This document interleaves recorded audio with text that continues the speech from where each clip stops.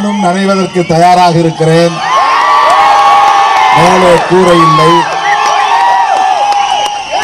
அனைவரும் நனைவோம். தீர்மானங்களை விலக்கி மக்களுக்கு சொல்வோம். திருச்சிராப்பள்ளியிலே நடைபெற்ற மதச்சார்பின்மை காப்போம் பெருந்திரள் பேரணி, அங்கே நிறைவேற்றப்பட்ட தீர்மானங்களை விலக்கி தமிழ்நாடு முழுவதும் பொதுக்கூட்டம் நடைபெற்றுக் கொண்டிருக்கிறது. காஞ்சிபுரம், செங்கல்பட்டு ஆகிய மாவட்டங்களின் சார்பில் ஒருங்கிணைக்க பெற்றுள்ள இந்த பொதுக்கூட்டத்தில் பங்கேற்று உரையாற்றுவதில் நான் பெரிதும் மகிழ்ச்சி அடைகிறேன்.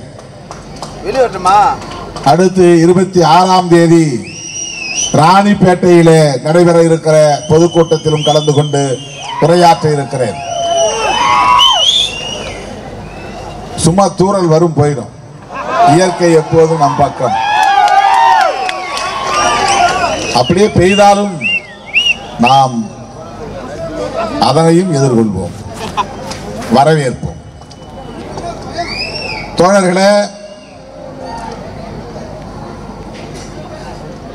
திருச்சிராப்பள்ளியில் நடைபெற்ற பேரணி என்பது தமிழக அரசியல் வரலாற்றில்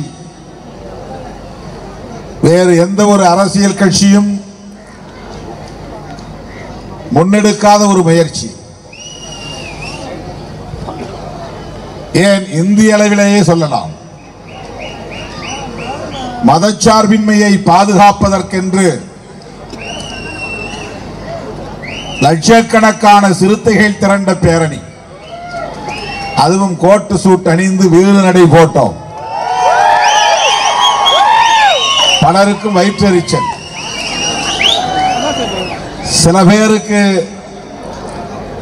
உறக்கமே இல்லாமல் ஒரு வாரம் புரண்டார்கள் என்றெல்லாம் கேள்விப்பட்டோம். எங்கிருந்துதான் சிறுத்தைகள் இப்படி திரளுகிறார்கள்?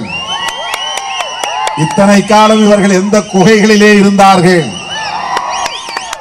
இப்போது வீதிக்கு இப்படி அணிவகுத்து வருகிறார்கள்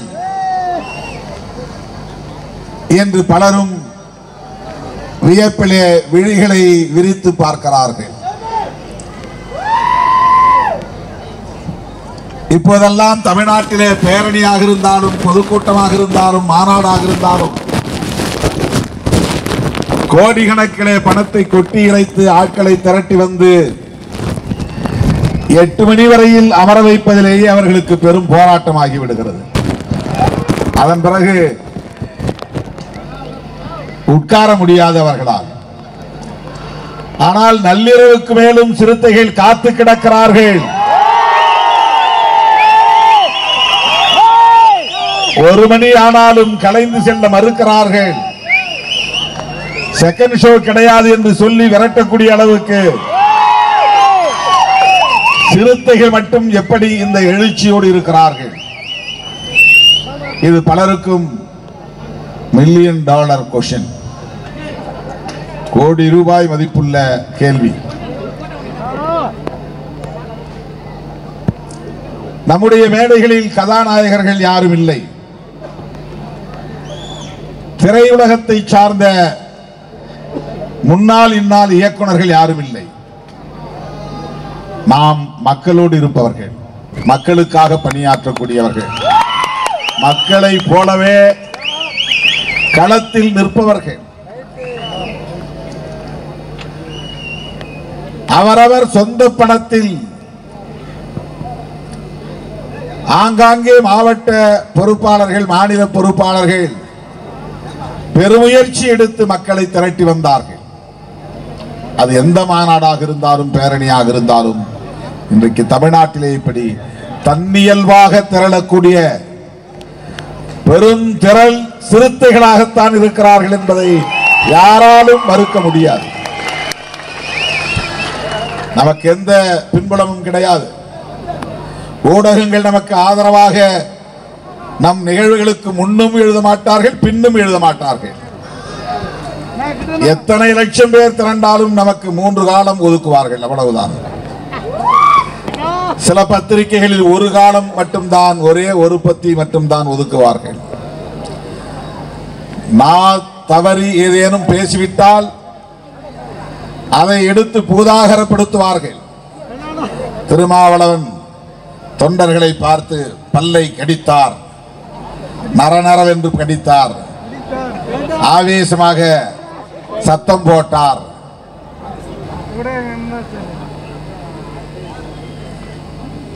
இப்படியெல்லாம் போடுவார்களே தவிர அந்த நிகழ்ச்சி, அந்த மாநாடு எதற்காக நடந்தது, அதன் பொருள் என்ன, கருப்பொருள் என்ன என்பதை எழுத மாட்டார்கள். பின்னால குடபிடிச்சு தெரியாம மழை நின்று போச்சு நினைச்சிருந்தேன் நான். என்னடா மழை நின்று போச்சான்னு பார்த்தா பின்னால குடை பிடிச்சு நிற்கிறாரு. தோழர்களே, மதச்சார்பின்மை காப்போம் என்கிற முழக்கம் தேர்தலுக்கானதல்ல, தேசத்திற்கானது. மதச்சார்பின்மை என்று நாம் முழங்குகிறோம்.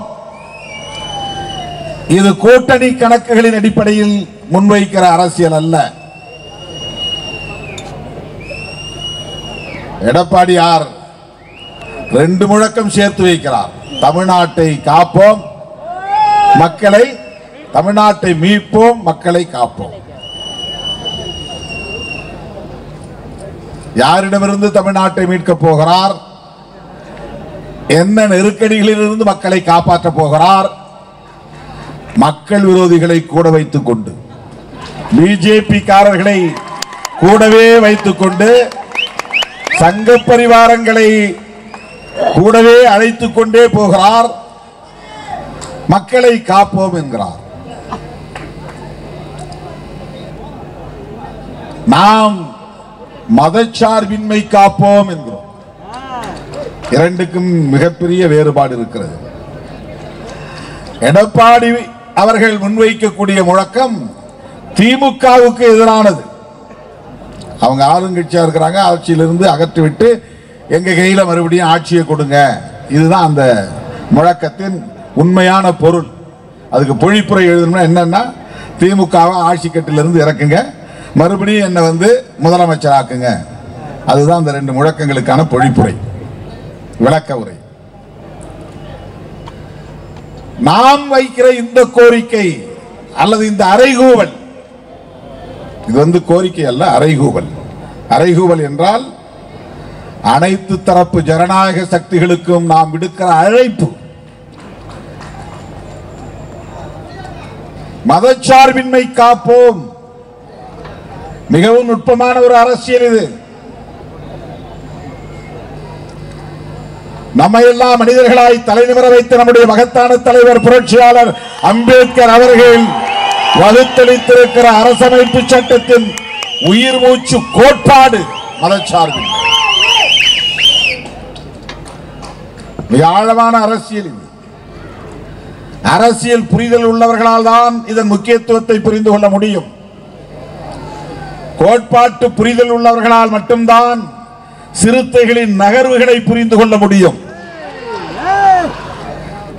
சில பேர் கேட்கிறார்கள், நீ என்ன எப்ப பார்த்தாலும் பிஜேபி எதிர்க்கிறீங்க, தமிழ்நாட்டில் தான் பிஜேபி ஒண்ணும் இல்லையே, ஏன் அப்புறம் பிஜேபி எதிர்ப்பு என்கிறார்கள்.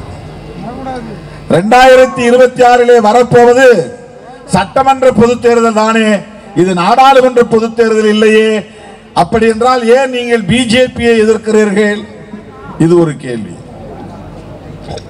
தருக்கப்படி இது சரிதான், லாஜிக் படி இது நாடாளுமன்ற பொதுத் தேர்தல் இல்லை, அதனால் பிஜேபியை எதிர்க்க வேண்டிய அவசியம் இல்லை, ஏன்னா அது தேசிய கட்சி.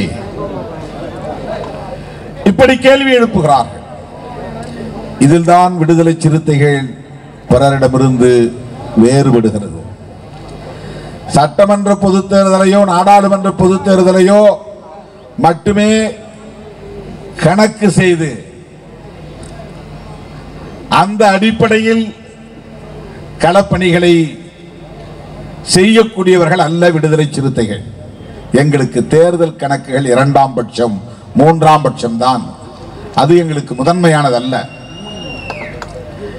நாங்கள் மதச்சார்பின்மை காப்போம் என்று பேசுவதும் பிஜேபியை எதிர்க்கிறோம் என்பதும் தேர்தலுக்காக அல்ல. அதை முதலிலே புரிந்து கொள்ள வேண்டும். அதை புரிந்து கொண்டாதான் இந்த கேள்வி நீ கேட்க மாட்டார். இது பார்லிமெண்ட் எலெக்ஷன் இல்ல, இது அசம்பிளி எலெக்ஷன். இந்த கேள்வி ஏன் வருதுன்னா, நீ எப்பவும் எலெக்ஷன் ஓரியன்டாவே இருக்கிற. தேர்தல் கணக்குகளின் அடிப்படையில் தான் எல்லாம் காய் நகர்த்துவாங்க, பேசுவாங்க. கூட்டணி அடிப்படையில் தான் அறிக்கை வெளியிடுவாங்க. இது உன்னுடைய பார்வை, கடந்த கால பார்வை, மரபு சார்ந்த பார்வை. இப்படித்தான் அரசியல் கட்சிகள் இருக்கும் என்கிற அடிப்படையிலான பார்வை. அவற்றெல்லாம் இருந்து முற்றிலும் மாறுபட்ட பார்வை கொண்ட இயக்கம் விடுதலை சிறுத்தைகள் கட்சி. நாங்கள் அதை ஒரு அளவுகோலாக கொள்ளவில்லை. தேர்தலை ஒரு அளவுகோலாக வைத்து நாங்கள் காய்களை நகர்த்தவில்லை. தேர்தலை மட்டுமே அளவுகோலாக வைத்தால் மதச்சார்பின்மை காப்போம் என்று நாங்கள் ஒரு பேரணியை நடத்த வேண்டிய தேவை எழுந்திருக்காது, ஏற்பட்டிருக்காது. எங்களுக்கு தேசிய அளவில் ஒரு பார்வை இருக்கிறது. அது என்ன பார்வை என்றால் அம்பேத்கர் பார்வை. அந்த பார்வை வேறொன்றும் இல்லை, அம்பேத்கரிய பார்வை.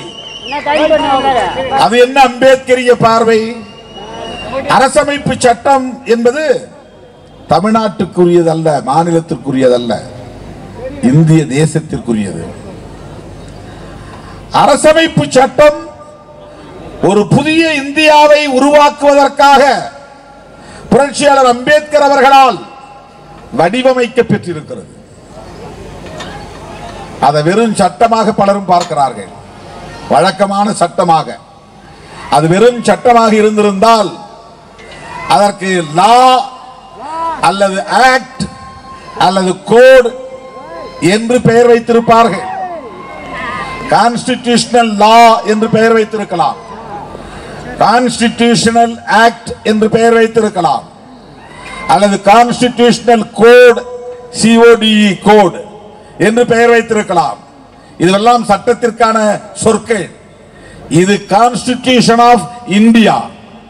கான்ஸ்டிடியூஷன் என்றால் கட்டமைத்தல் என்று பொருள்.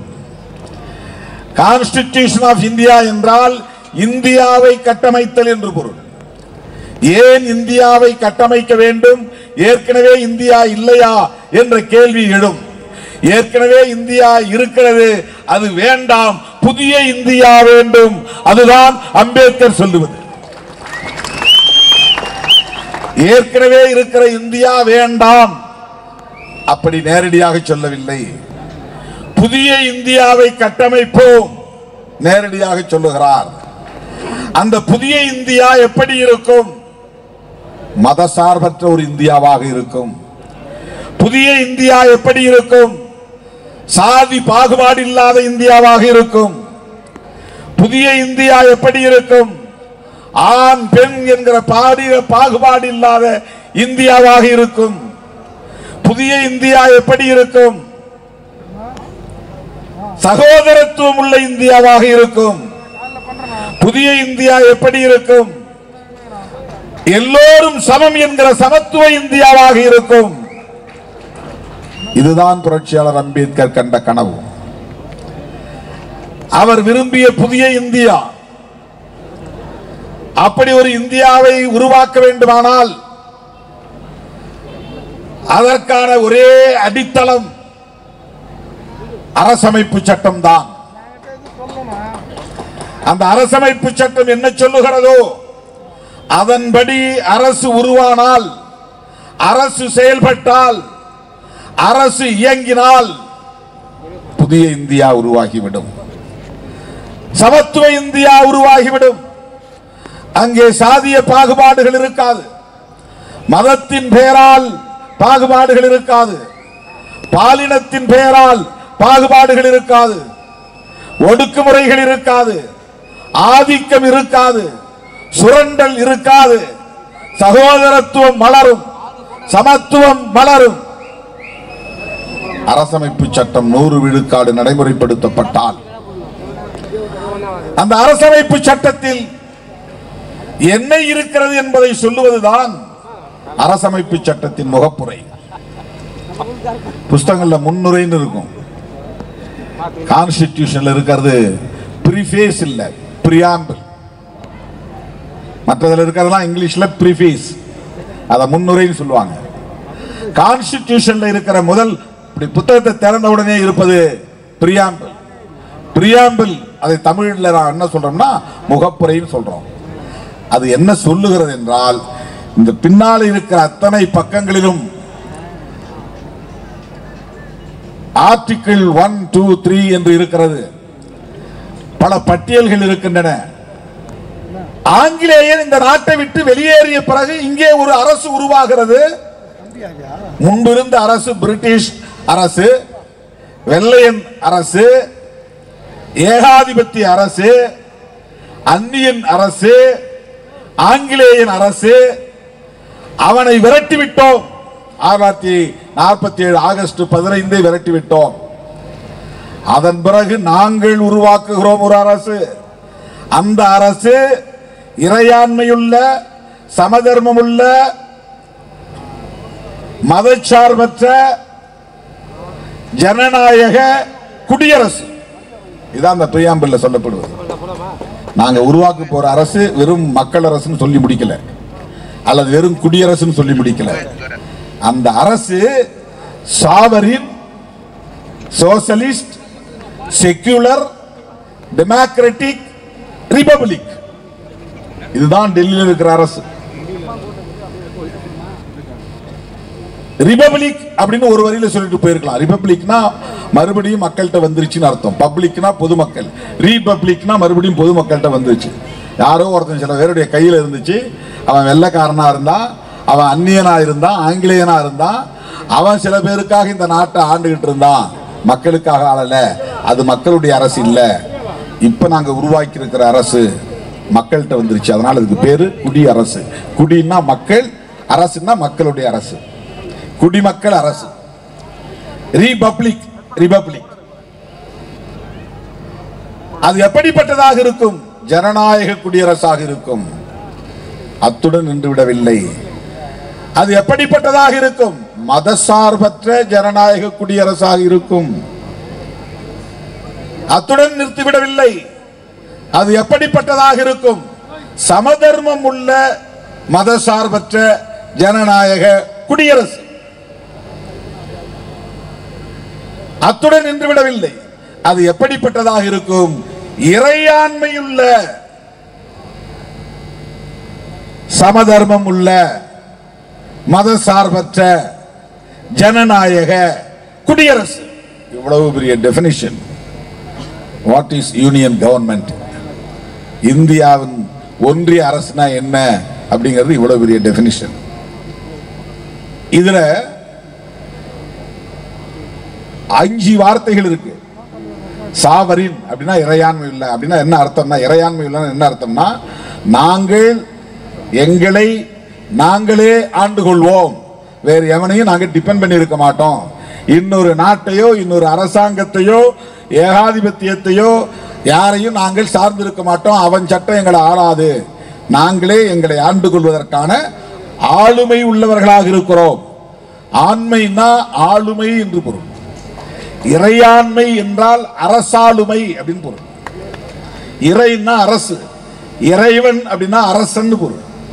இறைவன்னா கடவுள் நம்ம நினைக்கிறோம். உண்மையிலே தமிழ் பொருள் என்னன்னா, இறைவன் அப்படின்னா அரசன், இறை அப்படின்னா அரசு. இறையாண்மை, அதுல இறை கூட்டல் ஆண்மைன்னு பிரிச்சா, ஆண்மைன்னா ஆண்களுக்குரிய தன்மைன்னு பொருள் இல்லை, ஆளுமை என்று பொருள். இறையாண்மையுள்ள என்றால் நாங்களே எங்களை ஆண்டு கொள்வதற்கான ஆளுமையை பெற்றவர்களாக இருக்கிறோம். நாங்கள் உருவாக்குகிற அரசு எங்களால் உருவாக்கப்படுகிற அரசு, எங்களை நாங்களே ஆண்டு கொள்ளுகிற அரசு. நாங்களே சட்டங்களை இயற்றிக் கொள்வோம், நாங்களே இந்த தேசத்தை கட்டி எழுப்புவோம், எங்களுக்கான தேவைகளை நாங்களே உற்பத்தி செய்து கொள்வோம், எங்களுக்கான உற்பத்தியை நாங்களே விநியோகம் செய்வோம். இதுதான் சாவரின் இறையாண்மை. இந்த 5 வார்த்தைகள்ல பிஜேபி காரனுக்கும் ஆர்எஸ்எஸ் காரனுக்கும் 2 பேரும் வேறு வேறு ஆள் இல்ல, ஒரு ஆள் தான். ஆனா வேறு வேறு இயக்கம். பிஜேபிங்கிறது அரசியல் இயக்கம், ஆர்எஸ்எஸ் என்பது பிஜேபியை பெற்ற தாய் இயக்கம். அது ஒரு மத அடிப்படையிலான, ஒரு கலாச்சார அடிப்படையிலான, சமூக அடிப்படையிலான ஒரு இயக்கம். ஆனால் அதனால் உருவான ஒரு அரசியல் இயக்கம் தான் பிஜேபி. ஆர்எஸ்எஸ் உடைய ஒரு விங்கு தான் பிஜேபி. இப்ப விடுதலை சிறுத்தைகள் கட்சியில் தொழிலாளர் அணின்னு ஒரு விங்கு இருக்கு, மகளிர் அணின்னு ஒரு விங்கு இருக்கு, மாணவர் அணின்னு ஒரு விங்கு. விங்குன்னா கிளை அல்லது ரெக்கைன்னு சொல்றோம் இல்லையா, அந்த மாதிரி அது ஒரு அணி. பிஜேபியுடைய ஒரு அணி அல்ல ஆர்எஸ்எஸ். ஆர்எஸ்எஸ் ஒரு அணிதான் பிஜேபி.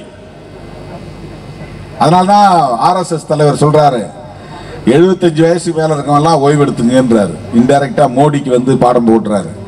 உனக்கு செப்டம்பர் மாசம் 17ஆம் தேதி 75 வயசு ஆகும் போது நீ ரெஸ்ட் எடுத்துக்க போ. யார் சொல்றது? பிஜேபி லீடர் சொல்ல, ஆர்எஸ்எஸ் உடைய தலைவர் சொல்றாரு. ஆர்எஸ்எஸ் தலைவர் பிஜேபி தலைவருக்கு ஆணையிடுகிறார், பிரதமருக்கு ஆணையிடுகிறார்.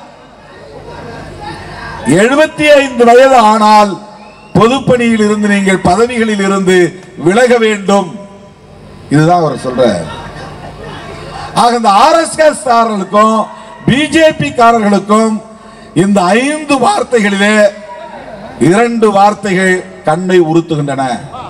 அது என்ன 2 வார்த்தைன்னா, சோசலிஸ்ட், செக்யூலர். சோசலிசம், செக்யூலரிசம்.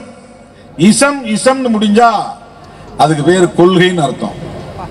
பெரியார் இசம்னா பெரியார் கொள்கை, மார்க்சிசம்னா மார்க்சிய கொள்கை, செக்யூலரிசம்னா மதச்சார்பின்மை கோட்பாடு, சோசலிசம்னா சமதர்ம கோட்பாடு.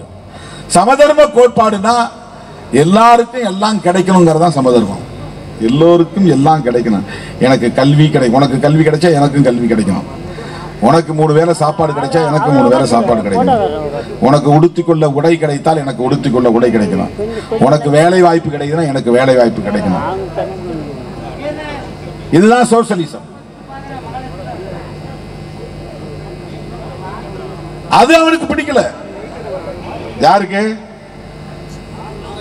ஆர்எஸ்எஸ் காரன். இன்னொரு ஆள் யாரு? பிஜேபி. சுப்பிரமணிய சாமின்னு ஒரு தலைவர் இருக்காரு, உங்களுக்கு தெரியும். அவரு உச்ச நீதிமன்றத்திலே வழக்கு தொடுத்திருக்கிறார்.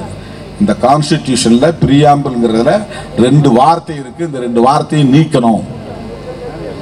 இன்னைக்கு ஆர்எஸ்எஸ் காரனுடைய கவலையே அதுதான், கோபமே அதுதான், அவருடைய ஆத்திரமே அதுதான். இந்த அரசமைப்பு சட்டம் செக்யூலர் என்று பேசுகிறது. அவனால் அது பொறுத்துக்கவே முடியாது. அம்பேத்கர் சட்டத்தை எழுதும் போது ரொம்ப சூதானமா, தென் மாவட்டங்களில் சூதானம் பாங்க, ரொம்ப எச்சரிக்கையா, ரொம்ப கவனமா, ரொம்ப புத்திசாலித்தனமா என்ன பண்ணார்னா, இந்த 2 வார்த்தையுமே கான்ஸ்டிடியூஷன்ல அவர் போடல. போட்டா அப்பவே கடுமையா எதிர்ப்பாங்கன்னு அவருக்கு தெரியும். 2 வார்த்தையில அவர் போடல. அவர் 1950 இந்த சட்டத்தை நிறைவேற்றிய போது, நடைமுறைக்கு கொண்டு வந்த போது அந்த டெஃபினிஷன்ல 3 வார்த்தை தான் இருந்துச்சு.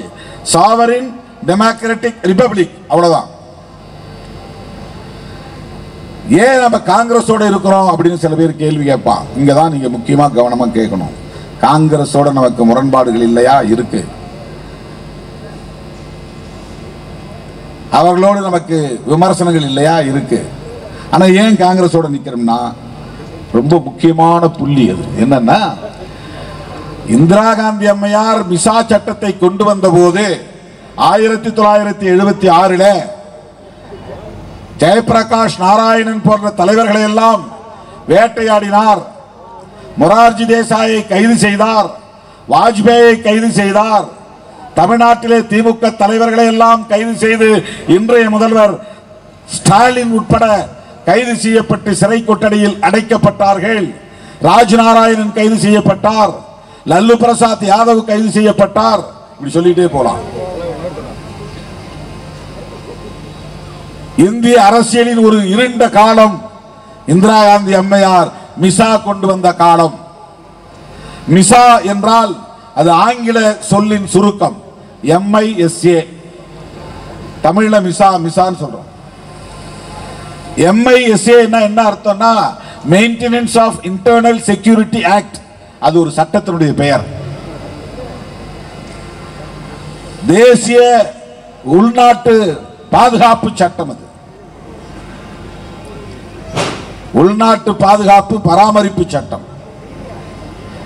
அந்த சட்டத்தை நடைமுறைப்படுத்துகிற போது அந்த அம்மையார் அத்தனை அதிகாரங்களையும் கையில் எடுத்துக்கிட்டாங்க.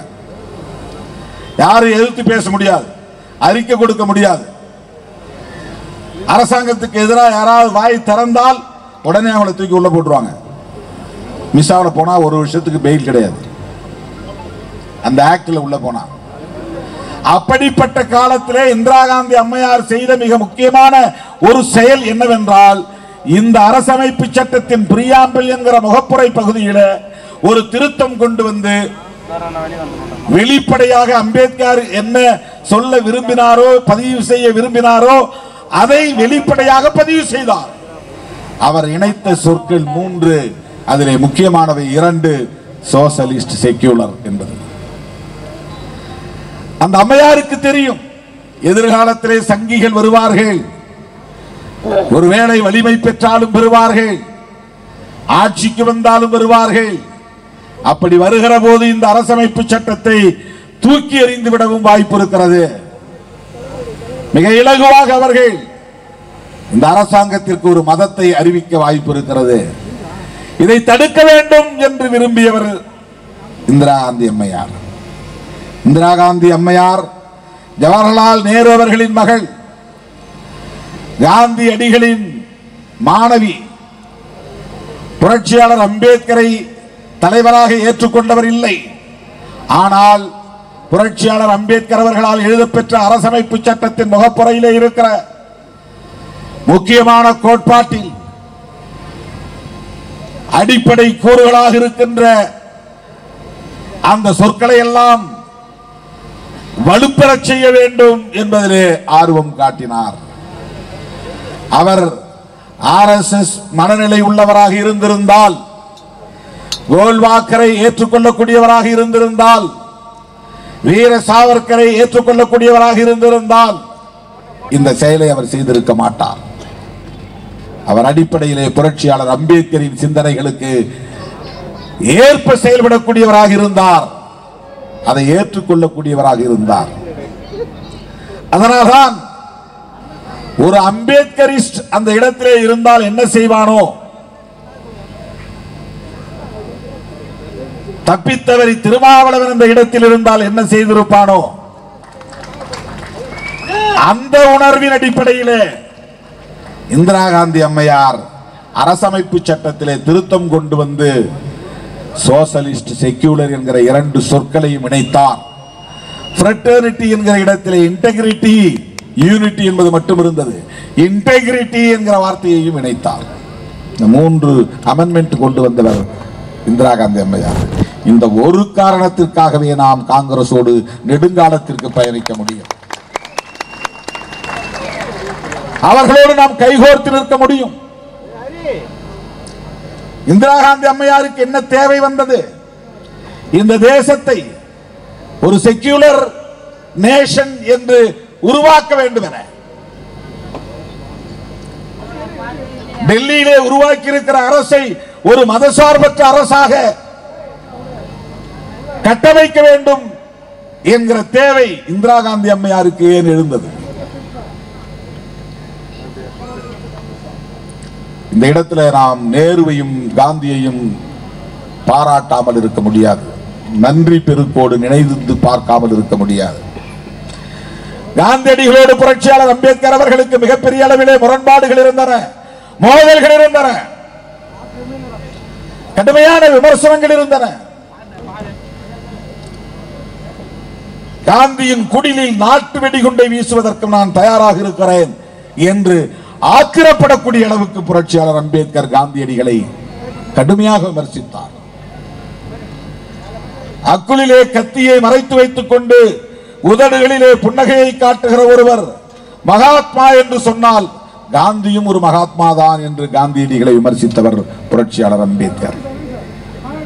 அந்த அளவுக்கு காந்தியடிகளோடு கடுமையான முரண்பாடுகளை கொண்டிருந்தவர் புரட்சியாளர் அம்பேத்கர் அவர்கள். ஆனால் அதே காந்தியடிகள் தான் அம்பேத்கர் விரும்பியதை போல இந்த தேசம் மதசார்பற்ற தேசமாக இருக்க வேண்டும் என்று விரும்பினார். டெல்லியிலே உருவாகி இருக்கிற இந்த அரசு மதசார்பற்ற அரசாக இருக்க வேண்டும். விரும்பியது யார்? காந்தியடிகள் விரும்பினார். அவர் தீவிரமான இந்துத்துவ பற்றாளர், ராம பக்தர். சாதி அமைப்பு இருக்கட்டும், தீண்டாமை ஒழியட்டும் என்று சொன்னவர். பிறப்பிலே உயர்வு தாழ்வு உண்டு என்பதை ஏற்றுக்கொண்டவர். இம்மை மறுமை என்கிற கருத்திலே உடன்பாடு உள்ளவர். தன்னை ஒரு சனாதனி என்று சொல்லுவதிலே பெருமைப்படக்கூடியவர். அப்படிப்பட்ட காந்தியடிகள் இங்கே உருவாக்க இருக்கிற இந்த அரசு மதசார்பற்ற அரசாகத்தான் இருக்க வேண்டும் என்று விரும்பினார். காந்தியடிகளும் ஜவஹர்லால் நேரு அவர்களும் புரட்சியாளர் அம்பேத்கர் அவர்களும் ஒரு புள்ளியில் உடன்பட்டார்கள் என்றால் அந்த ஒற்றை புள்ளிதான் செக்யூலரிசம். அதுதான் மதச்சார்பின்மை. தமிழில் மதச்சார்பின்மை, மொழி சார்பின்மை என்றும் சொல்லலாம். இந்திய மட்டும்தான் உயர்த்தி பிடிக்கணும். பிற மொழிகளை ஒரு மொழியை சார்ந்து இருக்கக்கூடாது, ஒரு இனத்தை சார்ந்து இருக்கக்கூடாது, ஒரு மதத்தை சார்ந்து இருக்கக்கூடாது. யார்? நீயும் நானும் ஒரு மதம் சார்ந்து இருக்கலாம், ஒரு மொழி சார்ந்து இருக்கலாம், ஒரு இனம் சார்ந்து இருக்கலாம், சாதி சார்ந்து இருக்கலாம். ஆனால் டெல்லியிலே உருவாகி இருக்கிற அரசு மதம் சார்ந்து இருக்கக்கூடாது, மொழி சார்ந்து இருக்கக்கூடாது. இந்திதான் பெரிய மொழி என்று சொல்லக்கூடாது, சமஸ்கிருதம் தான் தேவபாஷை என்று சொல்லக்கூடாது. அதை சமஸ்கிருதம் பேசுகிறவன் சொல்லட்டும், அரசு சொல்லக்கூடாது. அரசு வேறு, மதம் வேறு. அரசு வேறு, கட்சி வேறு. பிஜேபி என்கிற கட்சி இன்றைக்கு ஆளலாம், காங்கிரஸ் என்ற கட்சி நாளைக்கு ஆளலாம், கம்யூனிஸ்டுகள் அடுத்த சில ஆண்டுகளுக்கு பிறகு ஆளலாம். கட்சிகள் வரலாம் போகலாம். அரசு நிலையானது, பர்பெச்சுவேட். அரசு நிலையானது. அந்த அரசு மதச்சார்பற்றதாக இருக்க வேண்டும். அதுதான் அந்த மதச்சார்பின்மை. ஏன் அவர்களுக்கு பிடிக்கவில்லை என்றால், அவர்களின் விருப்பம் இந்த அரசாங்கம் ஒரு அரச மதத்தை பெற்றிருக்க வேண்டும். இப்ப அரசுக்கு நோ ரிலீஜன், கவர்மெண்ட்டுக்கு, யூனியன் கவர்மெண்ட்டுக்கு ரிலீஜன் கிடையாது. உனக்கு ரிலீஜன் உண்டு, எனக்கு ரிலீஜன் உண்டு, அத்வானிக்கு ரிலீஜன் உண்டு, அமித்ஷாவுக்கு மதம் உண்டு, மோடிக்கு மதம் உண்டு, மோகன் பகவத்துக்கு மதம் உண்டு. டெல்லி கவர்மெண்ட்டுக்கு மதம் கிடையாது, மதம் கூடாது. இதை நுட்பமாக பதிவு செய்தவர் புரட்சியாளர் அம்பேத்கர் அவர்கள். அன்றைக்கு இருந்த இந்துத்துவ சக்திகளை தன்னுடைய வாத திறமையால் வென்றவர் புரட்சியாளர் அம்பேத்கர் அவர்கள். அரசமைப்பு சட்டத்திலே இந்த அரசாங்கத்திற்கு மதம் இல்லை என்பதை உறுதிப்படுத்தியவர் புரட்சியாளர் அம்பேத்கர் அவர்கள். அதற்கு துணை நின்றவர்கள் ஜவஹர்லால் நேரு அவர்களும் காந்தியடிகளும். அந்த ரெண்டு பேரும் அன்னைக்கு ஒத்துக்கலன்னா கான்ஸ்டிடியூஷன்ல செக்யூலர்ங்கிறதே இருந்திருக்காரு. அது எழுத்தாக இல்லாமல் இருந்த நிலையிலே 1976 26 ஆண்டுகளுக்கு பிறகு இந்திரா காந்தி அம்மையார் அதை லெட்டர் இன் ஸ்பிரிட், எழுத்துப்பூர்வமாக அதை பதிவு செய்தார். அதனால்தான் இந்திரா காந்தி அம்மையார் சுட்டுக் கொல்லப்பட்டார். அதனால்தான் காந்தியடிகளும் சுட்டுக் கொல்லப்பட்டார். இரண்டு பேரும் ஆளுமைகள் சுட்டு படுகொலை செய்யப்பட்டார்கள். எதற்காக? செக்யூலரிசம் என்கிற அந்த கோட்பாட்டுக்காக. இன்றைக்கு அந்த கோட்பாட்டை சிதைப்பதற்கு பாரதிய ஜனதா கட்சி முயலுகிறது. இன்றைக்கு இந்தியாவிலே இரண்டே சக்திகள் தான். ஒன்று மதசார்பின்மையை ஆதரிக்கிறவர்கள், இன்னொன்று மதசார்பின்மையை எதிர்ப்பவர்கள். மதசார்பின்மையை எதிர்ப்பவர்கள் பிஜேபி, பிஜேபியோடு இருக்கிற அதிமுக, பிஜேபிக்கு துணை போகிற இதர கட்சிகள், இவர்கள் எல்லாம் மதச்சார்பின்மை என்கிற கருத்துக்கு எதிரானவர்கள். அதனால் எடப்பாடியை எதிர்க்கிறோம், பிஜேபியை எதிர்க்கிறோம். பிஜேபிக்கு ஆதரவு தெரிவிக்கக்கூடிய அரசியல் கட்சிகளை அம்பலப்படுத்துகிறோம். ஏதோ சீட்டு சொன்னா கூடுதலா சீட்டு கொடுத்தா திருமாவளவன் வந்துருவாரு, துணை முதலமைச்சர் பதவி கொடுத்தா திருமாவளவன் வந்து விடுவார். இப்படி சராசரி அரசியல் கணக்குகளை நம்மோடு பொருத்தி பார்க்கிறார்கள். விடுதலை சிறுத்தைகள் முற்றிலும் மாறுபட்டவர்கள் என்பதை போக போக காலம் சொல்லும். நீங்கள் கூட்டணி கணக்குகளை போட்டுக் கொண்டிருக்கிற போது நாங்கள் தேசத்தை காப்பதற்காக கணக்கு போட்டுக் கொண்டிருக்கிறோம். அரசமைப்பு சட்டத்தை பாதுகாப்பதற்காக நாங்கள் போராடி கொண்டிருக்கிறோம். அரசமைப்பு சட்டத்தின் உயிர் மூச்சு கோட்பாடாக இருக்கிற மதச்சார்பின்மை கோட்பாட்டை பாதுகாப்பதற்காக போராடி கொண்டிருக்கிறோம். நாங்க அன்னைக்கு பரீட்சைக்கு படிச்சுட்டு பாஸ் பண்றவங்க. உங்களை மாதிரி ஒரு வருஷத்துக்கு முன்னாடியே படிச்சு செகண்ட் ரிவிஷன் தேர்ட் ரிவிஷன் எடுத்து கடைசியில ஃபெயில் ஆறவங்க கிடையாது. சில பேர் ஒரு வருஷத்துக்கு முன்னாலே பரீட்சைக்கு படிக்க ஆரம்பிச்சுட்டாங்க. அண்ணன் எடப்பாடியார் கிளம்பிட்டார், சிலபஸ் எல்லாம் முடிச்சு இப்போ ஒரு சிலபஸ் முடிச்சிட்டார். அடுத்த ரவுண்டு போயிட்டு அடுத்த ரிவிஷன் வருவார். நாங்க எலெக்ஷன் அறிவிச்ச பிறகுதான் எலெக்ஷன் வேலையே செய்வோம். அது எங்களுக்கு செய்ய தெரியாத வேலையெல்லாம் ஒன்றும் கிடையாது. எங்களுக்கு அது இல்லை பிரைமரி, அது எங்களுக்கு செகண்டரி தான். தேர்தல் அரசியல்ல தேர்தலை சந்திச்சாகணும், நாடாளுமன்ற ஜனநாயகத்தில் தேர்தலை சந்திச்சாகணும். ஆனா யாரோட நின்று நாங்கள் சந்திக்கிறோம்?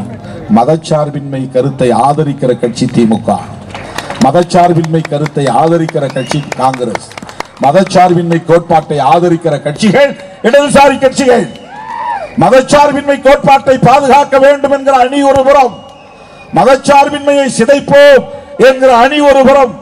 இந்தியாவில் இரண்டே அரசியல் பிரிவுகள் தான், ஒன்று செக்யூலர் போர்சஸ், இன்னொன்று நான் செக்யூலர் அல்லது ஆன்டி செக்யூலர் போர்சஸ்.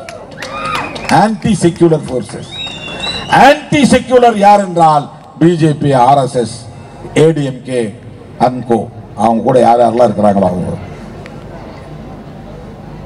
சில பேர் இன்னும் முடிவே எடுக்காம இருக்கிறாங்க. நாம ஏற்கனவே முடிவு எடுத்துட்டோம், 6-7 வருஷத்துக்கு முன்னாடியே முடிவு எடுத்துட்டோம். இன்னும் ஏன் சில பேர் முடிவு எடுக்கலன்னா, கடைசி நேரத்தில் லாப நட்ட கணக்கு பார்த்து லாபம் நட்டம் லாபம் நட்டம் லாபம் அந்த பக்கம் போயிடுவாங்க. இந்த படி மேஸ்திரிங்க வீடு கட்டும்போது படி கட்டுவாங்க, லாபம் நஷ்டம் கால் வச்சுக்கிட்டே போவாங்க. கடைசியில லாபம்னு முடிக்கிற மாதிரி படியை முடிப்பாங்க. எங்களுக்கு நஷ்டமோ லாபமோ அது பிரச்சனை இல்லை, கொள்கை தான் முக்கியம், மதச்சார்பின்மை தான் முக்கியம். பிஜேபி இந்த மண்ணில் வலுப்பெற்றுவிடக் கூடாது, மேலும் மேலும் வலுப்பெற்றுவிடக் கூடாது, தமிழ்நாட்டில் காலூன்றிவிடக் கூடாது. அவர்கள் மிகவும் ஆபத்தானவர்கள். மக்களை சாதியின் பெயரால் மதத்தின் பெயரால் பிளவுபடுத்தக்கூடிய தீய சக்திகள். அந்த ஆளு என்ன பார்த்து தீய சக்திங்கிறார். உலகமே சொல்லும் யார் தீய சக்தின்னு. உங்களுக்கு தெரியுமில்ல யாருன்னு அவரு?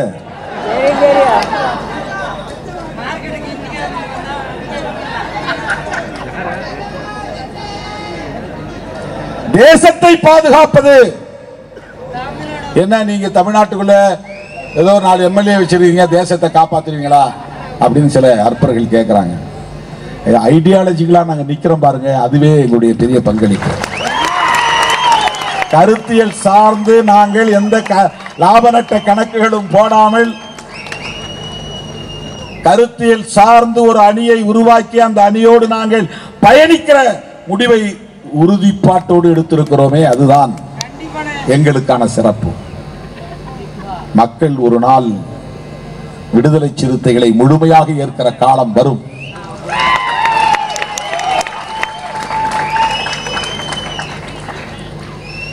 ஆட்சி அதிகாரத்தை கைகளில் கொடுக்கிற காலம் வரும். அது ஒரு அங்கீகாரம், அவ்வளவுதான். அதுவே எங்கள் இறுதி இலக்கு அல்ல.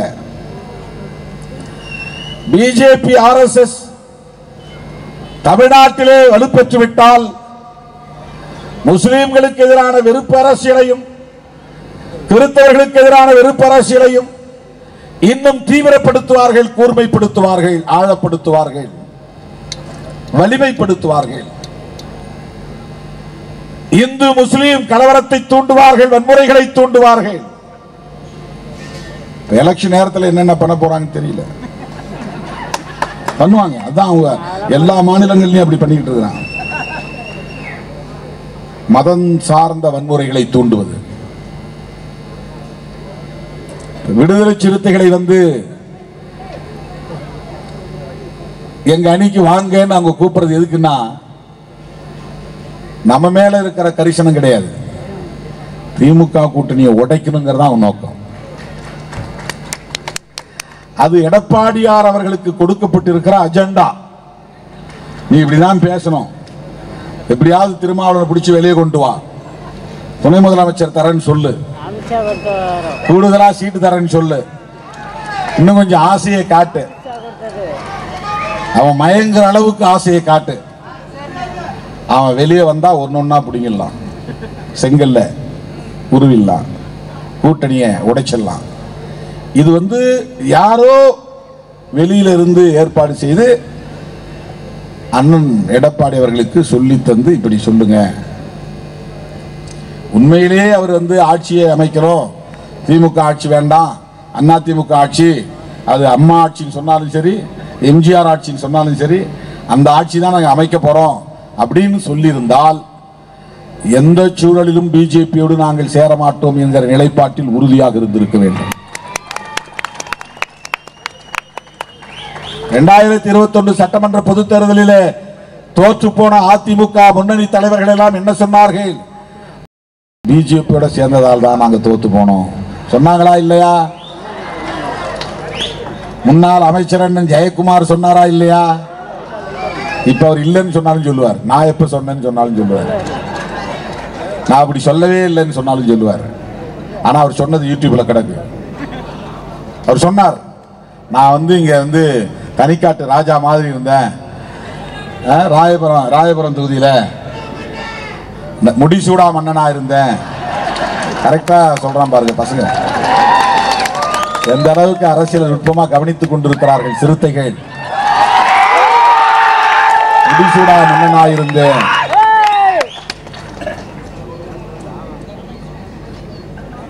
தோத்து போனதுக்கு காரணம் பிஜேபி தான் சொன்னாரா இல்லையா? அப்புறம் எந்த அடிப்படையில் பிஜேபியோட கூட்டு சேர்ந்தீங்க? பிஜேபியோட சேர்ந்து எப்படி நீங்க ஆட்சிக்கு வர முடியும்? நான் கேட்கிறேன். உங்கள்கிட்ட 25% 30% ஓட்டு இருக்குன்னே வச்சுக்கோங்க, 25% வச்சுக்கோங்க. ஆனா ஆட்சி அமைக்கிறதுக்கு 33% ஓட்டு வேணும், அதுக்கு மேல ஒரு 8% ஓட்டு வேணும். 8% ஓட்டை நீங்க பிஜேபியோட சேர்ந்து வாங்கிட முடியுமா?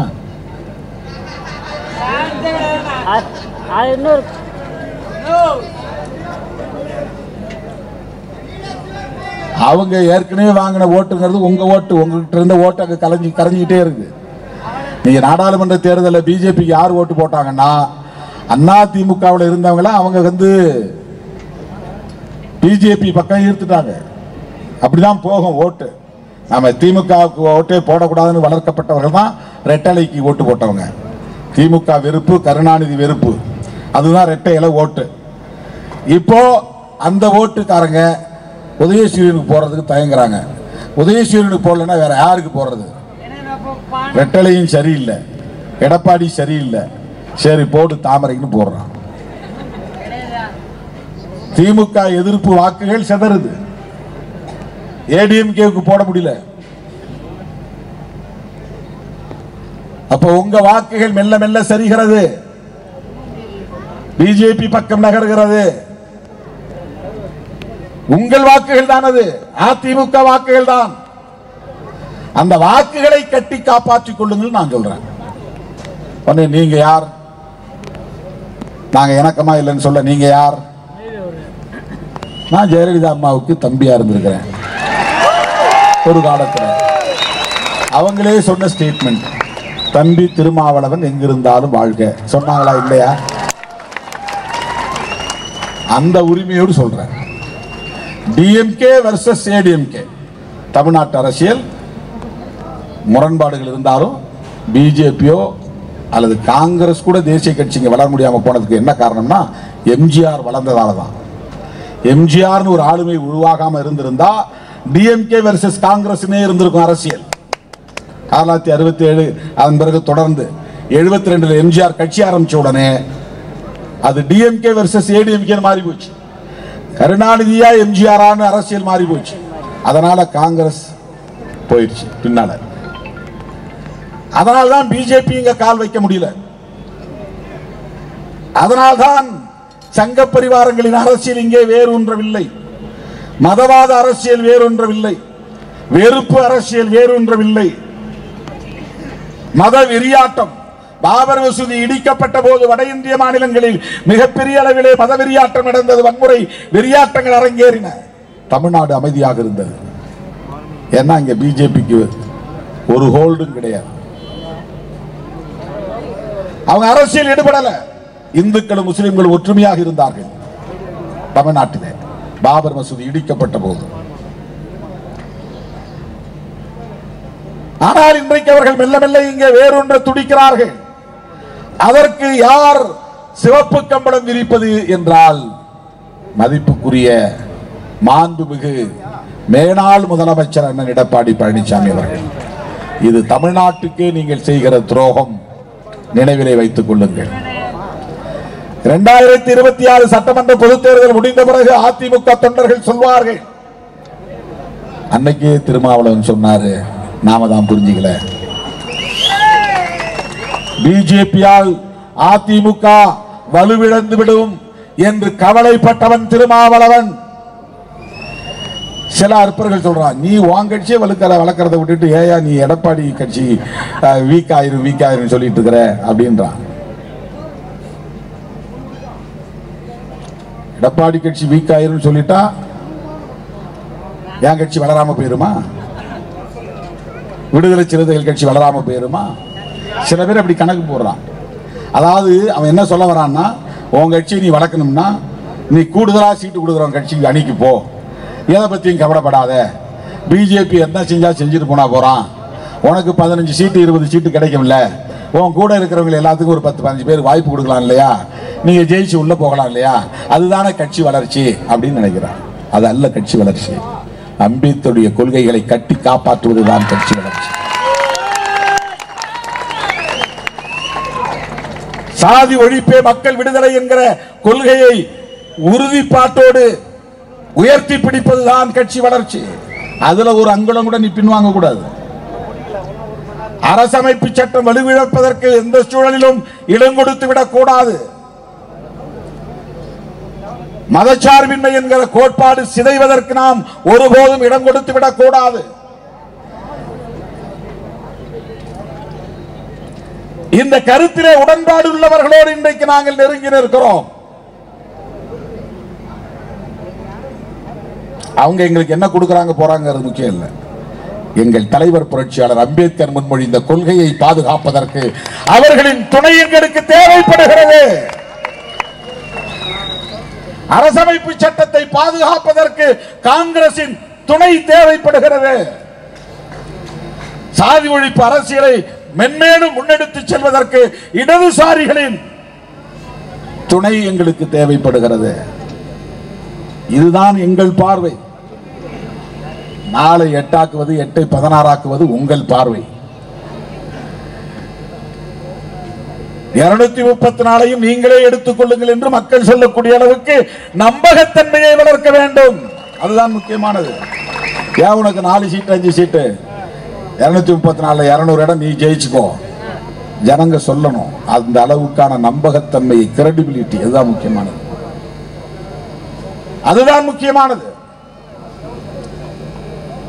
பிடிவாதம் நாம் செய்யவில்லை, விதண்டாவாதம் செய்யவில்லை, வீண் வரட்டுவாதம் நாம் செய்யவில்லை, அடம் பிடிக்கவில்லை, உறுதியாக இருக்கிறோம். அவ்வளவுதான். நீ ஒரு குச்சி எடுத்தா ஸ்டக்குன்னு ஒடிச்சிட முடியும். அந்த குச்சி உனக்கு வந்து கோஆபரேட் பண்ணுதுன்னு அர்த்தம். ஒரு இரும்பு கம்பி எடுத்து டக்குன்னு ஒடிக்க முடியுமா? ஒடிக்க முடியாது. அப்ப அந்த இரும்பு கம்பி பிடிவாதம் பண்ணுதுன்னு சொல்லுவீங்களா நீங்க? குச்சியை சொன்ன உடனே டக்கான்னு ஒடிஞ்சு நமக்கு இடம் கொடுத்துருச்சு. அப்படி ஒரு மூங்கில் குச்சியை எடுத்தா டமால்னு உடைஞ்சிருச்சு. அது நம்மோட கோஆபரேட் பண்ணுது, நாம் சொன்னதை கேட்குது. இரும்பு கம்பி ஒரு ராடு எடுத்து அப்படின்னு ஒடிக்க முடியுமா? ஏன் ஒடிக்க முடியல? அது பிடிவாதம் செய்துன்னு அர்த்தமா? அடம் பிடிக்குதுன்னு அர்த்தமா? உறுதியா இருக்குன்னு அர்த்தம். உறுதியாக இருக்கிறது என்று பொருள். விடுதலை சிறுத்தைகள் நீங்கள் நினைப்பதை போல வளைப்பதற்கு மூங்கில் குச்சிகள் அல்ல, ஸ்டீல் எஃகு கம்பிகள். எஃகு கம்பிகள் சில நேரங்களில் லேசா வளைஞ்சு கொடுக்கும், ஆனா ஒடியாது, உடைக்க முடியாது.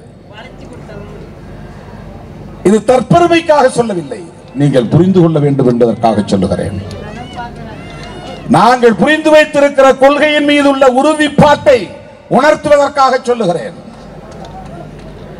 இந்த புரிதலில் இருந்துதான் திருச்சிராப்பள்ளியிலே நாம் மதச்சார்பின்மை காப்போம் பெருந்திரள் பேரணி நடத்தினோம். தமிழ்நாட்டில் இருக்கிற ஒரு பத்திரிகை கூட அதை பெரிய செய்தியா போடல. இத்தனை லட்சம் பேர் பங்கேற்றார்கள் என்று எழுதவில்லை. அது நமக்கு தெரிஞ்ச கதை தான். 30 வருஷமா நாம அதை பார்த்துக்கிட்டு தான் இருக்கிறோம்.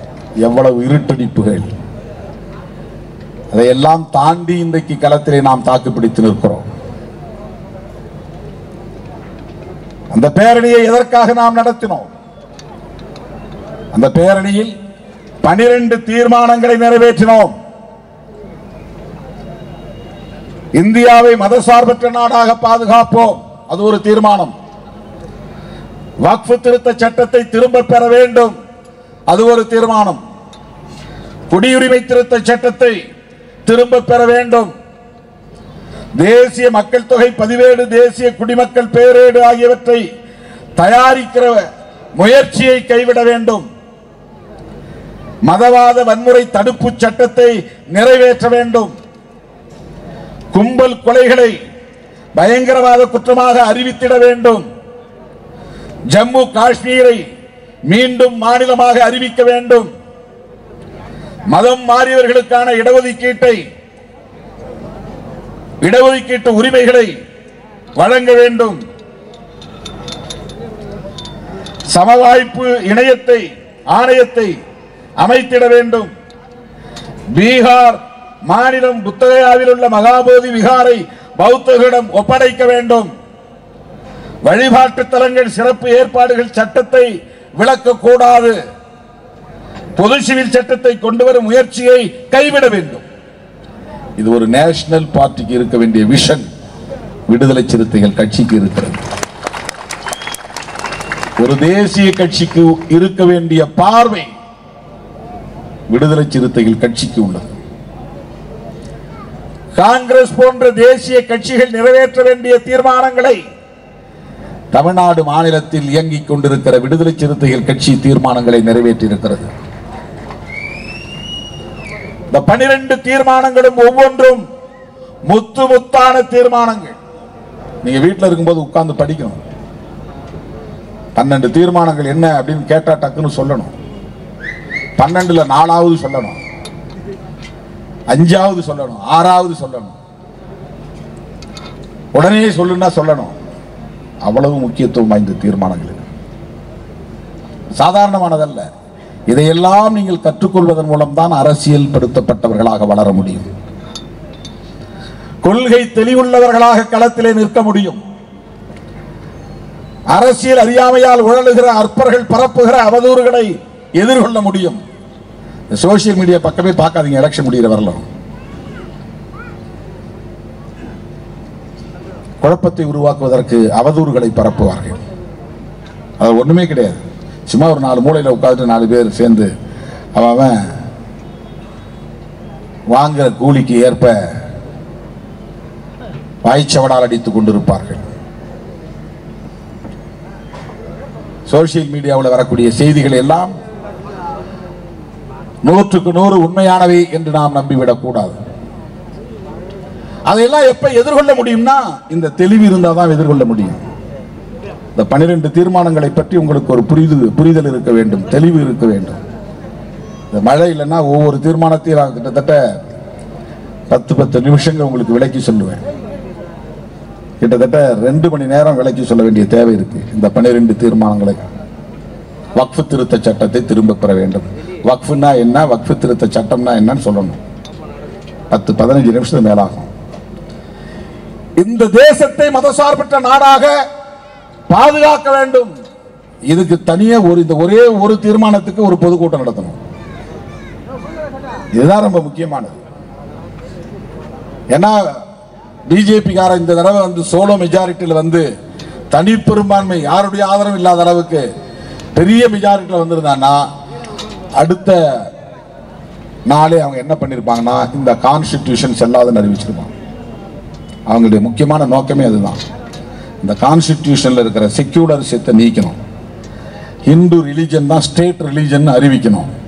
இந்த தேசத்தின் பெயரை இந்தியா அல்லது பாரத்லாம் சொல்லக்கூடாது, ஹிந்து ராஷ்டிரா. இதுதான் அவன் அறிவிக்க விரும்புகிற பேர். Name change. நாம் வந்து ராமசாமிங்கிற பேரை தொல்காப்பியன்னு மாற்றணும். ராமசாமினாலே அதில் இந்து அடையாளம் வந்துடுது. ராமர் அது வந்துடுது. தொல்காப்பியன் அதில் எந்த கடவுள் பேரும் கிடையாது, கடவுள் பேர் கிடையாது. நாம் அப்படி பேரை மாத்துறோம், மதசார்பற்ற பெயர். இந்த பேர்லயே பாருங்க மதசார்பின்மை இருக்கு. திருமாவளவன் அப்படிங்கிறதுல மதம் கிடையாது, தமிழ் தான் இருக்கு. திரு என்றால் மதிப்புக்குரிய, மா என்றால் மிகப்பெரிய, வளவன் என்றால் வளமானவன், வளம் நிறைந்த நாட்டுக்குரியவன். சோழ நாட்டில் வளவன் பேர் வைப்பாங்க, பாண்டிய நாட்டில் செழியன் பேர் வைப்பாங்க. ரெண்டும் ஒரே பொருள் தான். செழிப்பானவன் தான் வளமானவன் பேரு, வளமானவன் தான் செழிப்பானவன். செழிப்பானவனுக்கு செழியன், வளமானவனுக்கு வளவன். இதுல கடவுள் பேர் எங்க இருக்கா? சில பேர் திருமால் வளவம், அதுதான் வந்து கடவுள் பேர். திருமால் தான் கடவுளாகிறாரு, அது மதம் சார்ந்த பெயர். திருமா வளவன் அப்படின்னா அது தமிழ் பெயர். அதுல பெயரிலும் கூட நாம் மதச்சார்பின்மையை கடைபிடிக்கிறோம். இது 2002 நாம வச்ச பேரு. அந்த காலத்திலிருந்து இந்த காலம் வரையிலும் நாம் ஏற்றுக்கொண்ட பாலிசி, பிரின்சிபல், எவ்வளவு கன்சிஸ்டண்டா இருக்கிறோம், உறுதியா இருக்கிறோம். எந்த ஊசலாட்டமும் கிடையாது, எந்த ஊசலாட்டமும் கிடையாது. அவன் மதம் அவனுக்கு, அவன் நம்பிக்கை அவனுக்கு. அப்புறம் ஏன் நீ கோயிலுக்கு போற, கும்பாபிஷேகத்தில் கலந்துக்கிறா? என் சொந்த பந்தம் கோயிலை கட்டுறான், வான்னு கூப்பிடுறான். எனக்கு அவன் உணர்வு தான் முக்கியம், கடவுள் எனக்கு முக்கியம் இல்லை. தண்ணி ஊத்துங்கிறான், ஊத்துறேன், அவன் நம்புறான். அது ஊத்துனா அண்ணன் 100 ஆண்டு வாழ்வான்னு அவன் நம்புறான். அவன் நம்பிக்கையை நாம ஏன் கெடுக்கலாம்? எங்க அம்மா வீட்டுக்கு வந்தா எனக்கு வந்து திருநீர் பூசுறாங்க. எங்க அம்மா நம்பிக்கை, அம்மா அதெல்லாம் வேண்டாமான்னு நான் சொன்னா அது போய் அவங்க ஏத்துக்கு போறது கிடையாது. அவங்க எனக்கு திருநீர் விட்டா தம்பி ஹெல்த்தியா இருப்பான், நல்லா இருப்பான், ஆரோக்கியமா இருப்பான் அப்படின்னு அவங்க நினைக்கிறாங்க. கடவுள் துணை இருப்பாரு அப்படின்னு நினைக்கிறாங்க. அந்த நம்பிக்கை அப்படியே இருந்துட்டு போட்டும், அவ்வளவுதான். அப்படித்தான் நாம் முஸ்லிம்களுடைய உணர்வுகளை மதிக்கிறோம், இந்துக்களின் உணர்வுகளை மதிக்கிறோம், கிறிஸ்தவருடைய உணர்வுகளை மதிக்கிறோம், ஒவ்வொருவருடைய உணர்வுகளையும் நம்பிக்கையை மதிக்கிறோம். அந்த மதிப்பதே மதச்சார்பின்மை தான். அது நாம் மதிக்கிறோம், அவ்வளவுதான்.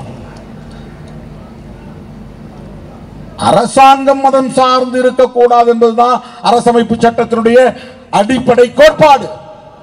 அதுதான் புரட்சியாளர் அம்பேத்கர் முன்மொழிந்த உயரிய கோட்பாடு. அதுதான் இந்திய அரசியலின் மிக முக்கியமான முடிச்சு, நாட். அந்த எந்த முடிச்சு அவிழ்த்தா எல்லாம் கலகலன்னு கலைஞ்சு ஓடுமோ அந்த முடிச்சுதான் உயிர் மூச்சு முடிச்சு. அது எதுனா செக்யூலரிசம் தான். மதசார்பின்மையை ஆதரிக்கிறவர்கள் ஒருபுறம், மதச்சார்பின்மையை எதிர்ப்பவர்கள் ஒருபுறம். மதச்சார்பின்மையை எதிர்ப்பவர்கள் பிஜேபி, ஆர்எஸ்எஸ், அதிமுக உள்ளிட்ட கட்சிகள். அந்த மதச்சார்பின்மையை ஆதரிப்பவர்கள் விடுதலை சிறுத்தைகள், திராவிட முன்னேற்ற கழகம், காங்கிரஸ் பேரியக்கம் உள்ளிட்ட கட்சிகள். நாம இந்திய அரசியலை, தமிழ்நாட்டு அரசியலை இந்த புள்ளியிலிருந்து முன்னெடுத்து செல்ல வேண்டும், அதை கூர்மைப்படுத்த வேண்டும். எந்த பிரச்சனையை பேசினாலும் இதை கொண்டு வந்து பேச வேண்டும். இதுதான் முக்கியம். அரசமைப்பு சட்டத்தில் சொல்லப்பட்டிருக்கிற செக்யூலரிசம் அதை எப்படி பாதுகாக்க போறீங்க? மற்றதெல்லாம் இருக்கட்டும். உள்ளூர்ல அடிப்படை வசதி இல்லாம இருக்கலாம், குடிநீர் இல்லாம இருக்கலாம், பனைப்பட்டா இல்லாம இருக்கலாம். இதெல்லாம் கோரிக்கைகள், டிமாண்ட்ஸ். அது எப்ப வேணாலும் போராட்டம் நடத்தி பெற்றுக் கொள்ளலாம், மீட்டுக் கொள்ளலாம். ஆனால் ஒரு தேசத்தின் உயிர் மூச்சையே நசுக்க பார்க்கிறார்கள், தலையெழுத்தையே மாற்ற பார்க்கிறார்கள். தலையெழுத்துனா இந்த கபாலத்தில் எழுதுற எழுத்து இல்ல, தலையாய எழுத்து. தலையாய எழுத்து எதுனா constitution of India, primary law, primary doctrine. அதுதான் தலையாய எழுத்து, தலையெழுத்து. அதையே அவன் சிதைக்க பார்க்கிறான், நீர்த்து போக செய்கிறான். அம்பேத்கருக்கு ஜெயந்தி கொண்டாடுவான், அம்பேத்கர் சிலையை தொட்டு வணங்குவான், பாபா சாஹேப் என்று சொல்லுவான், ஜெய் பீம் என்று சொல்லுவான். ஆனால் அரசமைப்பு சட்டத்தை சிதைக்கிற அனைத்து முயற்சிகளையும் மேற்கொள்வான். இதைத்தான் நாம் பார்க்க வேண்டும். இதிலே நமக்கு என்ன லாப நட்டம் என்று பார்க்க வேண்டிய அவசியம் இல்லை. இந்த 12 தீர்மானங்களையும் தனித்தனியே உங்களுக்கு விளக்கி சொல்ல எனக்கு விருப்பம் என்றாலும் கூட நேரம் இடம் தரவில்லை என்பதை பதிவு செய்து, இயக்கத்தின் முன்னணி தோழர்கள் ஒவ்வொருவரும் இந்த 12 தீர்மானங்களையும் மீண்டும் மீண்டும் படித்து பார்க்க வேண்டும், உங்களுக்குள் விவாதிக்க வேண்டும். அதில் உள்ள சந்தேகங்கள் இருந்தால் முன்னணி தோழர்களை கேட்டு தெளிவு பெற வேண்டும். எந்த இடத்தில் எந்த வாதம் விவாதம் நடந்தாலும் அந்த இடத்தில் நீங்கள் ஓங்கி அறைந்து சொல்லக்கூடிய அளவுக்கு வலிமை பெற்றவர்களாக நீங்கள் வளர வேண்டும். பிஜேபியை நாங்கள் எதிர்ப்பதற்கு காரணம் பிஜேபி என்கிற தனிப்பட்ட அரசியல் கட்சியின் மீது உள்ள காழ்ப்பு அல்ல, அந்த கட்சி முன்னெடுக்கிற அரசியல் கோட்பாடுதான் காரணம். அது அரசமைப்பு சட்டத்திற்கு எதிரானதாக இருக்கிறது, அதனால் எதிர்க்கிறோம். பிஜேபியில் உள்ள தலைவர்களோடு எங்களுக்கு நட்பு இருக்கிறது, அது தனி, அந்த உறவு தனி, அது தனிநபர் அணுகுமுறை, அது வேறு. ஆனால் அந்த கட்சியை நாங்கள் கொள்கை அடிப்படையில் எதிர்கொள்வது என்பது வேறு. இதில் நமக்கு ஒரு தெளிவு வேணும். அண்ணன் பிஜேபி எதிர்க்கிறாரு, அப்புறம் பொன்னார் வந்தாருன்னா கை கொடுக்கிறாரு அப்படின்னு எவனாவது குழப்புவான். ஒண்ணு உங்களுக்கு ஆமா ஆமா, அண்ணன் பிஜேபி எதிர்க்கிறாரு, அங்க அவரோட சிரிச்சு பேசிட்டு இருக்கிறாரு. இந்த ஒரு சில்லுண்டிகள் கொஞ்சம் பேர் இருக்கிறாங்கல்ல, ராஜபக்சேவிட்ட போய் கை குலுக்குனாரு கை குலுக்குனாரு கை குலுக்குனாரு, அரை வேக்காடுகள். அதுக்கெல்லாம் அடிப்படை அரசியல் அறிவு இருந்தால் தான் புரிஞ்சுக்க முடியும். விடுதலை புலிகளும் சிங்களவர்களுமே கை குலுக்கி கொண்டார்கள் ஆயுதம் தாங்கி யுத்தம் நடத்தும் போது. IPKF விரட்டும் போது பிரேமதாசாவும் விடுதலை புலிகளுமே சேர்ந்து கைகோர்த்து கொண்டு IPKF விரட்டினாங்க. இதையெல்லாம் புரிந்து கொள்வதற்கே கொஞ்சம் அரசியல் ஞானம் தேவை. நாங்க போய் ராஜபக்சேட்ட போய் ஒன்றும் நட்பு பாராட்டல, அண்ணன் தம்பின்னு ஈழத்தமிழுடைய பிரச்சனைகளை பேச போனோம். போன இடத்துல அவை நாகரிகம் கருதுனா அவ்வளவுதான். 2 இடத்துல கை கொடுக்குனாங்க. கடைசியா ஒரு இடத்துல, முதல்ல ஒரு இடத்துல வந்த உடனே அதை பத்தி நான் விளக்கி சொன்னா நீளமாகும். ஒரு இடத்துல அறிமுகப்படுத்துறாங்க, நானா கை கொடுக்குறேன். இன்னொரு இடத்துல நாங்க விடைபெற போகிறோம், அவரா வந்து என் கையை பிடிச்சு கொடுக்குனாரு. திருமாவளவன் அந்த ஆபரேஷன் நடக்கிறப்ப கூட இருந்திருந்தாருன்னா அவங்க அண்ணனோட சேர்ந்து மேல போயிருப்பாருன்னு அவனுக்கு தெரியுது நான் யாருன்னு. இங்க இருக்கிற இடியட்ஸ்களுக்கு தெரியல, ராஜபக்சேவுக்கு தெரியுது.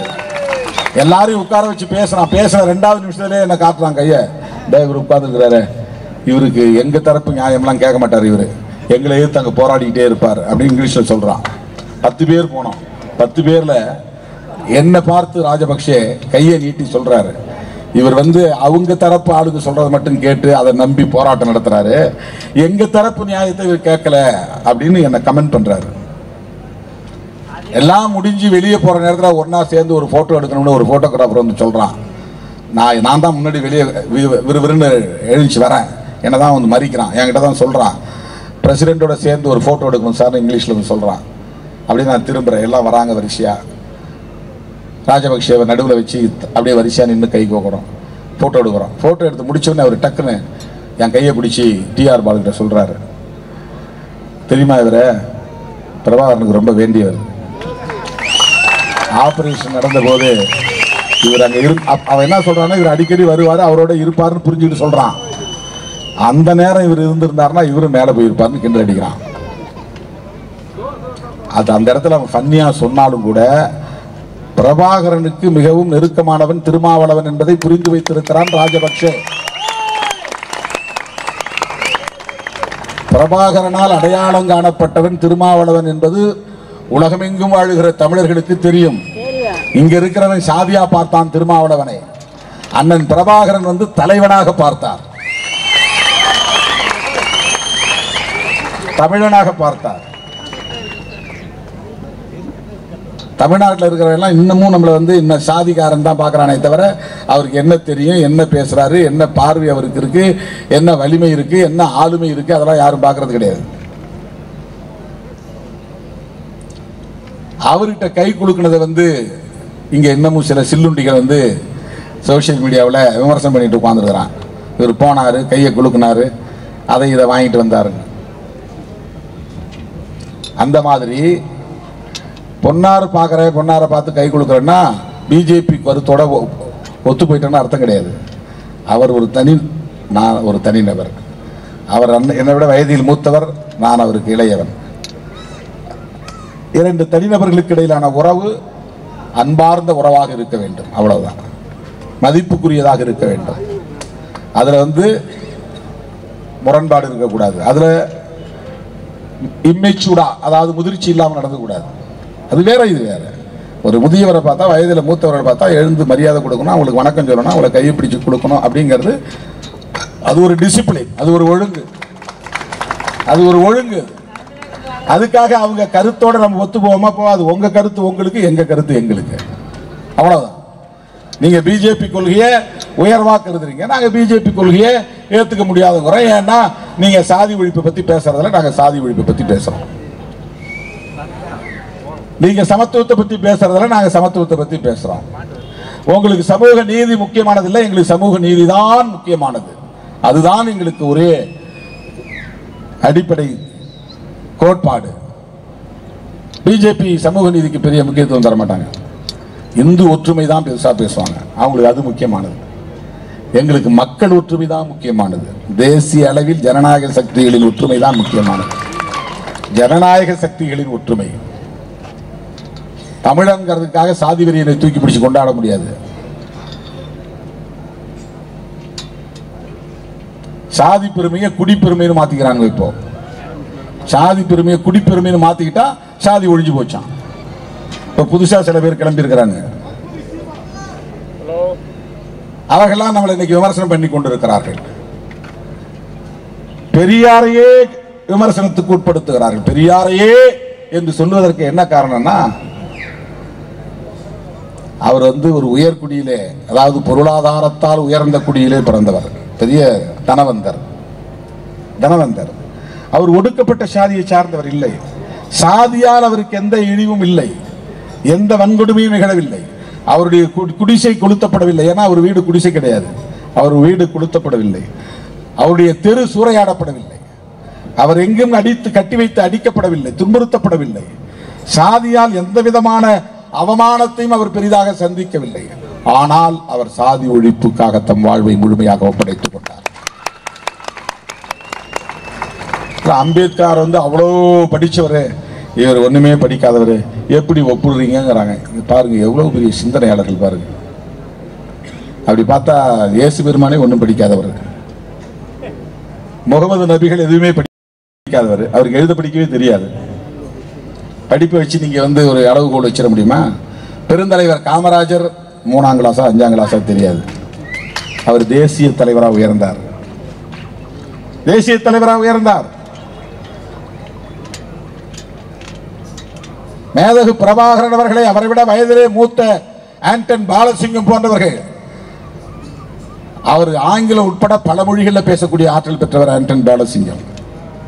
அவரு பிரபாகரன் தம்பியா இருந்தாலும் எனக்கு தலைவர்னு ஏத்துக்கிட்டார். படிப்பை பார்க்கல.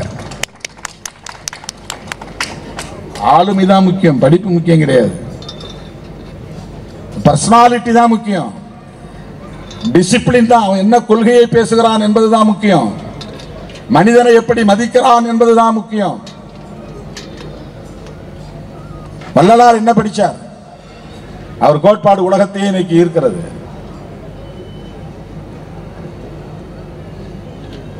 பெரியாரையும் அம்பேத்கரையும் இன்றைக்கு அப்படியெல்லாம் ஒப்பீடு செய்து அம்பேத்கர் வேண்டாம் என்று சொல்லுகிற அரசியல் இந்த மண்ணிலே நடக்கிறது. ஆபத்தான அரசியல். நினைவிலே வைத்துக் கொள்ளுங்கள். ரெட்டமலை சீனிவாசனை என்னுடைய தலைவர் அம்பேத்கர் என்று ஏற்றுக்கொண்டவர். 1891 ஆண்டு தமிழ்நாட்டிலே பறையர் மகாஜன சபை என்கிற இயக்கத்தை உருவாக்கியவர் ரெட்டமலை சீனிவாசன். பறையர் என்று அன்றைக்கு அவர் சொன்ன வார்த்தை என்பது தமிழ்நாட்டிலே இருக்கிற பறையர் என்கிற ஒற்றை சாதியை குறிக்கிற சொல் அல்ல, இந்தியா முழுவதும் இருக்கிற அன்டச்சபிள்ஸ் அனைவரையும் குறிக்கிற சொல். யாரெல்லாம் தீண்டப்படாதவரோ அவ்வளவு பேருக்கும் பறையன் தான் பேர். உனக்கு உள்ளூர்ல என்ன வேணாலும் சாதி பேர் இருக்கலாம், வேற வேற சாதி நீ கூப்பிடலாம், ஆனா உலக அளவில் இன்டர்நேஷனல் டேர்ம் என்னன்னா பறையா அப்படின்னா அன்டச்சபிள் அப்படின்னு அர்த்தம். மகரா இருந்தாலும் அவனுக்கு பேரு பறையன் தான். அம்பேத்கர் மகருங்கிற சாதியில பிறந்தவர். ஆனா அவருக்கு உலக அளவில் இன்டர்நேஷனல் அளவில் அவருடைய அடையாளம் என்ன தெரியுமா? அவரும் ஒரு பறையன் தான் அர்த்தம். பறையன்கிற சொல் உலகளாவிய பொருளை கொண்ட சொல். ஆதிக்கத்தை எதிர்ப்பவனின் அடையாளம் அது. ஒடுக்குமுறைகளை எதிர்ப்பவனின் அடையாளம் அது. அதனால்தான் இங்கிலாந்து பிரதமர் ஜான் மேஜர் சொன்னான், ஈராக் அதிபர் சதாம் ஹுசேனை ஒரு சர்வதேச பறையனை போல் கட்டி வைத்து உதைப்போம். சதாம் ஹுசேன் தமிழ்நாட்டை சார்ந்த ஆளா? மறைமலை நகரில் பிறந்தவரா? அவர் ஒரு இஸ்லாமியர். ஆனால் ஜான் மேஜர் சொல்றான் இன்டர்நேஷனல் பறையா.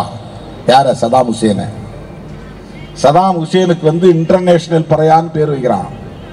பறையான்னா என்னன்னா வலதுசாரிகளை தீவிரமாக எதிர்ப்பவன் அர்த்தம், ஆதிக்கம் செலுத்துகிறவர்களை கடுமையாக எதிர்ப்பவன் அர்த்தம். அமெரிக்க ஏகாதிபத்தியத்தை எதிர்த்து நின்றான் சதாம் ஹுசேன். அதனால அவன் பறையன்ட்டான். எவன்லாம் எதுக்குறானோ அவன்லாம் பறையன்னு அர்த்தம். அவன் பெரிய சக்தியா இருப்பான், இவன் ஒரு ஆளா இருப்பான், ஏத்து நிற்பான் மூர்க்கமா. அவன் ஒரு ஆளா இருந்து எதுக்குறானோ அவன் பறையன்னு அர்த்தம். அதுல வரக்கூடிய விளைவுகளை பத்தி அவன் கவலைப்பட மாட்டான். அதுல என்ன நஷ்டம் ஏற்படுவது கவலைப்பட மாட்டான். நெஞ்சு நிமிர்த்தி கேட்பான். அது பொது சொல்லது. ரெட்டமலை சீனிவாசன் 1891 ஆண்டு பறையர் மகாஜன சபையை உருவாக்கிய போது அம்பேத்கர் பிறக்கிறார். அவர் சிசுவா இந்த மண்ணில் பிறக்கிற போது ரெட்டமலை சீனிவாசன் தலைவராக இருக்கிறார் தமிழ்நாட்டில். அவர் பிற்காலத்தில் அம்பேத்கரின் தலைவர் என்று ஏற்றுக்கொள்கிறார். பர்சனாலிட்டி தான் காரணம். அதுக்கு என்னை விடவும் பெரிய இன்டலெக்சுவல் யாரு? அம்பேத்கர். என்னை விடவும் மிகப்பெரிய போராளி யார்? அம்பேத்கர். எனவே நான் அவரை தலைவராக ஏற்றுக்கொள்கிறேன். ரெட்டமலை சீனிவாசன் ஏற்றுக்கொள்கிறார். இன்னைக்கு இருக்கிற சில சக்திகள் உங்களுக்கு ரெட்டமலை சீனிவாசன் போதும், அம்பேத்கர் வேண்டாம் பரப்புகிறார்கள். ரெட்டமலை சீனிவாசனை போற்றுவோம்.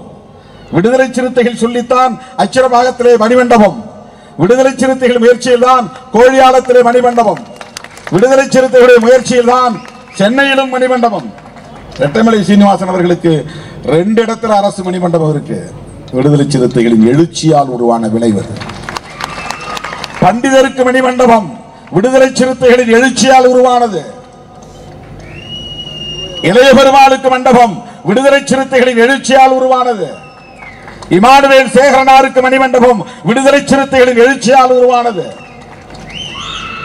அரசியல் சக்தியா நாம் எழுச்சி பெற ஒரு 30 வருஷம் முன்னாடி இப்படி பெயரெல்லாம் கேள்விப்பட்டிருக்கீங்களா? நீங்க யாராவது பேசுவாங்களா மேடையில்? சட்டமன்றத்தில் பேசி கேள்விப்பட்டிருக்கிறீர்களா? இன்றைக்கு பேசுகிறார்கள் என்றால் அதற்கு காரணம் சிறுத்தைகளின் எழுச்சி. இப்படித்தான் நாம் சாதிக்க வேண்டும். இதுதான் வளர்ச்சி. இங்க போனா அல்லலாமா, அங்க போனா வாரலாமா என்பதல்ல வளர்ச்சி. அப்படி ஓட வேண்டிய தேவையும் இல்லை. புத்திசாலித்தனமாக முடிவெடுக்காவிட்டால் தோற்று போனால் என்னாவது? தேர்தலில் தோற்பது தோல்வியே அல்ல. அது ஒரு தோல்வியே கிடையாது. போராட முடியாவிட்டால் தோல்வி. உரிமைக்கு குரல் கொடுக்க முடியாவிட்டால் அது தோல்வி. புரட்சியாளர் அம்பேத்கரின் கொள்கைகளை உயர்த்தி பிடிக்காவிட்டால் அது தோல்வி. அரசமைப்பு சட்டத்தை பாதுகாப்பதற்கு ஒருங்கிணைய முடியாவிட்டால் அது தோல்வி. மதச்சார்பின்மையை காப்போம் என்று பேச முடியாவிட்டால் அது தோல்வி. எம்எல்ஏ எலெக்ஷன் தோக்கிறது தோல்வியே கிடையாது. அடுத்த ஒரு எலெக்ஷன் வரும்போது அதில் நிற்போம். ஜெயிக்கிறோம் போறோம், அது பிரச்சனை இல்லை. தோக்குறோம், அது பிரச்சனை கிடையாது. எனவே என் உயிரின் உயிரான விடுதலை சிறுத்தைகளே, திருச்சிராப்பள்ளியில் நடைபெற்ற மதச்சார்பின்மை காப்போம் பேரணி என்பது வரலாற்று முக்கியத்துவம் வாய்ந்த பேரணி. அதை விட இந்த பேரணியிலே நிறைவேற்றப்பட்ட தீர்மானங்கள் வரலாற்று முக்கியத்துவம் வாய்ந்தவை. அந்த தீர்மானங்களை இன்னும் வெகு மக்களிடத்திலே கொண்டு போய் சேர்க்க வேண்டும். துண்டறிக்கைகளாக அச்சிட்டு பொதுமக்களிடம் கொடுத்துவிட்டு நீங்கள் சும்மா இருந்து விடக்கூடாது. அதை விநியோகிக்கக்கூடிய நீங்கள் ஒவ்வொருவரும் 12 தீர்மானங்களையும் திரும்ப திரும்ப படிக்க வேண்டும், விவாதிக்க வேண்டும், கொள்கை தெளிவு பெற வேண்டும் என்பதை சொல்லி வாய்ப்புக்கு நன்றி கூறி முடிக்கிறேன். நன்றி, வணக்கம்.